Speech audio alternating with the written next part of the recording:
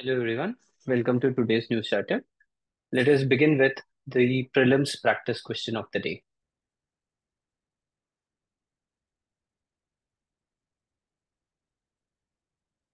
All right, so take a look at this question. The news related to medical termination of pregnancy or abortion was in news regularly. So we need to have a good idea about the law that talks about abortion rights in India. So that is Medical Termination of Pregnancy Act 2021. I suggest you to read this act completely because several different provisions are there and you should be knowing about it for both prelims and mains. So, two statements are provided. Statement one, abortion can be done on the advice of one doctor up to 20 weeks of conception, which is correct. Abortion cannot be done after 20 weeks of conception. That is wrong because abortion can be done up to 24 weeks. Up to 20 weeks, one doctor can give a suggestion and he can perform the abortion also. From 20 to 24, it should be a panel of doctors and they will conduct the investigation and then they will come up with a conclusion. And if they are telling that we need to abort the child, then they will go for abortion. So this is how it is. Apart from that, several other provision are also there. You need to know about it. So study this act clearly. Chief Election Commissioner and Other Election Commissioners Appointment Act. So CEC and Other ECs Act 2023. Some changes were brought in about the procedure of appointment of Chief Election Commissioner and other election commissioners also. This word other is very important because if you're getting a question, they may say that these provisions apply to Chief Election Commissioner but not for other election commissioner. That's not correct. It applies for all election commissioners. So the basic thing is Supreme Court told that when you are appointing the election commissioners, do not let the government have all the power. It should be done based on the recommendation of a panel. Supreme Court told that the panel should have the Prime Minister, Leader of Opposition, and the Chief Justice of India. But in this bill, which the government bought, they have removed the Chief Justice of India from the committee. So they have told that we will have a selection committee, but this selection committee will include Prime Minister, a union cabinet minister, and leader of opposition or leader of the single largest opposition party in Lok Sabha. So this point is also extremely important because it is different from what the Supreme Court told. Supreme Court told the Chief Justice of India should be included. But here in this act, what they did is they did not include Chief Justice of India. Instead of the Chief Justice of India, they included the Cabinet Minister. Any one Cabinet Minister who is recommended by the Prime Minister of the country. So this particular point is also very important. But this selection committee will select someone who is recommended by a search committee. So be very clear about it. A search committee will be there. The search committee will be headed by the cabinet secretary of the central government. This search committee will find out a list of candidates. For example, they will find out some five candidates, and these five candidates list will be introduced in front of the selection committee, and then the selection committee will select the required number of election commissioners. So this is again a point which is criticized because this search committee may recommend those people who are close to the central government. So they can select only from these 5 or 10 candidates. So that is also criticized. What is the eligibility of a election commissioner? Someone to be eligible to be an election commissioner, he or she should have held a post equivalent to the secretary of the central government. That's the only requirement. So mostly IAS officers are appointed as chief election commissioners or election commissioners. Usually it is IAS officers. Salary and condition of service of CEC and EC will be equivalent to that of cabinet secretary. Again, this point is also extremely important because earlier the salary and the conditions of service of the election commissioners were equivalent to that of the judges of the Supreme Court. Chief Election Commissioner was equivalent to the Chief Justice of India. The others were equivalent to the judges of Supreme Court. But now the government has removed that also. They have told that it is equivalent to the Cabinet Secretary. Both CEC and EC, their salary and terms of conditions will be equivalent to that of the Cabinet Secretary only. So all these points are extremely important for your prelims examination. Study them very well. About fishery sector in India, government want to make India a blue economy. Government want to introduce blue revolution in India. That means revolution in fisheries, inland fishery, inland fishery and coastal fishery and the deep sea fishing also. So for all these things, India is trying to develop itself as a proper blue economy. What is India's stand in World Trade Organization when it comes to fisheries?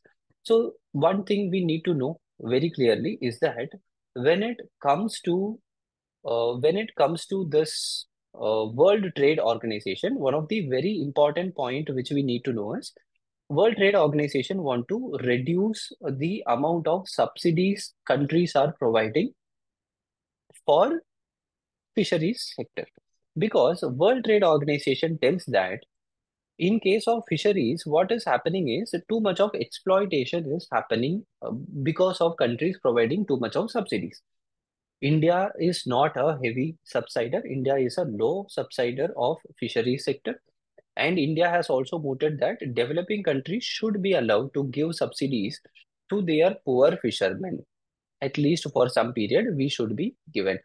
Because if you take countries such as the United States of America, Japan, they have very heavy and highly mechanized boats to do fishery, and the government also provided to provide too much of subsidies, due to which heavy exploitation happens. That doesn't happen in countries like India.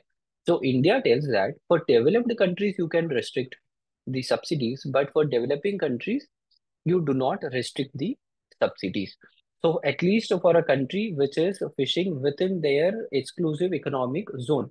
What is exclusive economic zone? Exclusive economic zone are those places which is around 200 nautical, which is around 200 nautical miles from their coast. So if there is fishing that is happening within 200 nautical mile within their economic zone, exclusive economic zone, then do not try to restrict it. This is what India tells. So you need to know about it very well. It is also proposed that rich countries need to stop providing any kind of subsidy in high seas, that is after exclusive economic zone. At least for 25 years, you restrict them. This is what India tells. So India's stand in WTO is important. So know this clearly. Apart from this, from mains examination point of view, you can get a question on what measures India has taken to improve its blue economy.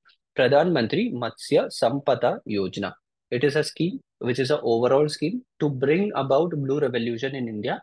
How do we do that? Through sustainable and responsible development of fisheries. This is Matsya Sampada Yojana. Apart from this, some other schemes are also there which you should know. One very important scheme is Fisheries and Aquaculture Infrastructure Development Fund. Very simple.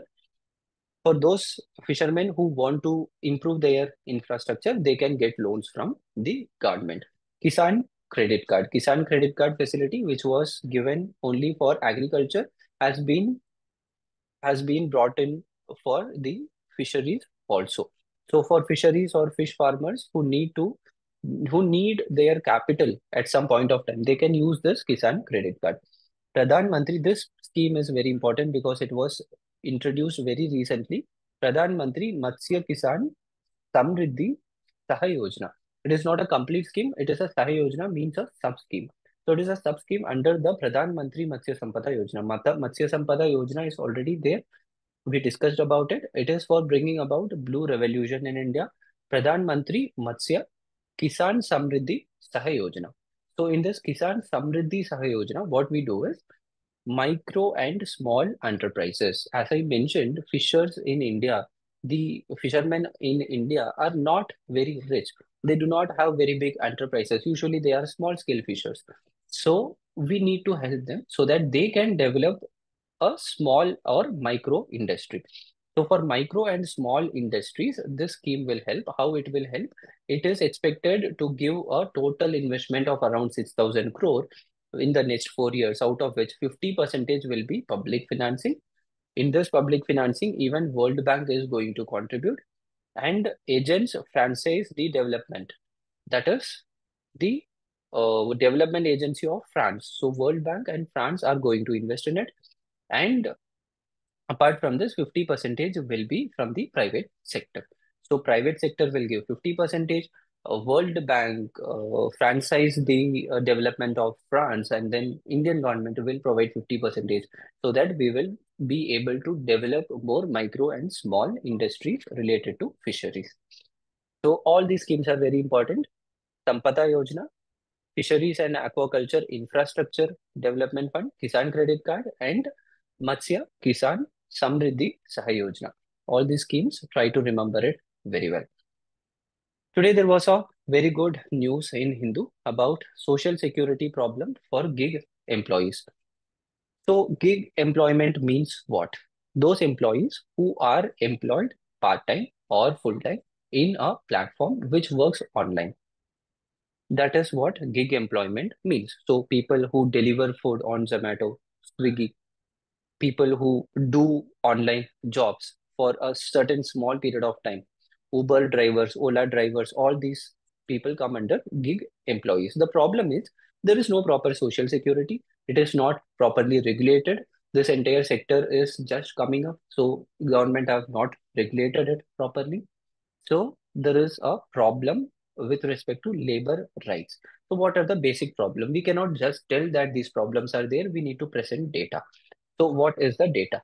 So almost a third of app-based cab drivers, means 33 percentage of cab drivers work for over 14 hours a day. And over 60 percentage of drivers from the scheduled caste and scheduled tribe are working over 14 hours a day, but 16 percentage from unreserved category are working for long hours. So this clearly shows that even in gig economy, there is some kind of discrepancy, caste-based discrepancy is going on, because 33 percentage of the workers are working for more than 14 hours a day. But if you take all these 33 percentage and identify their caste, you can tell that 60 percentage of them belong to scheduled caste and scheduled tribe. That means indirectly there is some kind of exploitation happening on the basis of caste lines. So this is very clear about gig economy, and it is time for the government to rectify this problem, regulate the companies, app-based companies such as Zomato, Ola, etc., and make sure there is proper equality, and make sure that proper care is taken so that labor rights are not crossed. So 34 percentage of the app-based delivery person earn less than 10,000 a month. So this is also very important. When they were asked how many of the people are taking one day off, 40 percentage told that they are not taking even a single day leave. So this shows that it is high amount of exploitation and very less money for the work they are doing. So when it comes to this, we need to know what laws India have. India has passed the Code on Social Security. Code on Social Security was passed in 2020, and for the first time, definition of gig worker or platform worker was provided in this particular code. Code on Social Security 2020 is very important. And this code also told that we should have a helpline, a facilitation center for the gig workers and platform workers by the appropriate government. And the problem here is appropriate government here talks about the state government, because labor law comes under state government. So state government should give a particular helpline. State government should have a facilitation center, so that if there is any problem for a gig worker in their state, the state government will take care of it. And most of the state government, as usual, has not passed any act related to this. So there should be a proper registration of gig worker. There should be proper enrollment in social security schemes also. So the government, that is the state government, should ensure that these gig workers are enrolled in social security schemes. This is very important. The code also provides for setting up a social security fund. So there will be a social security fund with which these employees will be benefited. How do we contribute for this? So all those aggregators are apps or companies which uses gig employers gig employees. So these aggregators will provide 1 to 2% of their annual turnover for this fund as a contribution. So this is what the code on social security is all about. The trade and economic partnership agreement. We have been studying about India's negotiation with the European free trade countries about forming a new free trade agreement. So this European Free Trade Union is about four countries: Iceland, Liechtenstein, Norway, and Switzerland. We have already studied about it, so let's not discuss much about it. Let us discuss about the agreement. Agreement is very simple. The aim or the goal of the agreement is to get $100 billion investment in India. 100 billion, these countries should ensure that is coming into India, and 1 million jobs within 15 years. So the free trade agreement also included chapters on commitment to human rights and sustainable development, because the European economies are too much concentrated on sustainable development and human rights, and India has agreed that formally we will include these two things in the agreement itself: human rights and sustainable development.